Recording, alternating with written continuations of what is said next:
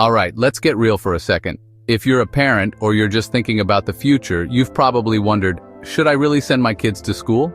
And honestly, I have doubts, big ones. Here's why. Most schools today, they're basically factories. Yeah, I said it.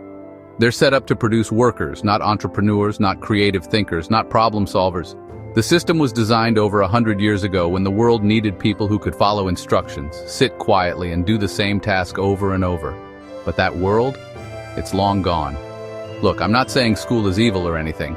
When was the last time a kid learned how to launch a business, negotiate a deal, build a brand in math class? Most of the time, it's memorizing facts, filling in bubbles, turning in the exact same homework as everyone else. We're measuring success by who's better at regurgitating info, not who's actually interested or passionate. That's wild, right? Meanwhile, the world is changing at light speed.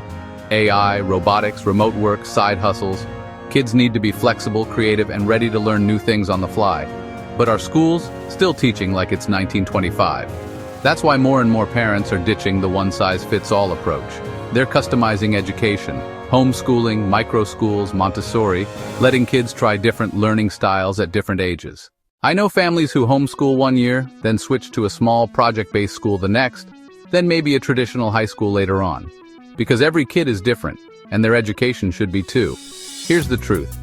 The future waits for no one. If we want our kids to succeed, we need to help them invest in real skills. Not just memorizing, but learning how to learn. Building confidence, resilience, curiosity. So should you send your kids to school? I can't answer that for you, but I can say this. Don't just settle for the default. Ask questions, look for options. Think about what your kid needs to thrive, not just survive. Because at the end of the day, we don't need more factory workers. We need creators, leaders, dreamers, and that starts with rethinking what education really means. If you found this helpful, hit that like button, subscribe, drop your thoughts in the comments. Let's start a real conversation about the future of learning. See you in the next one.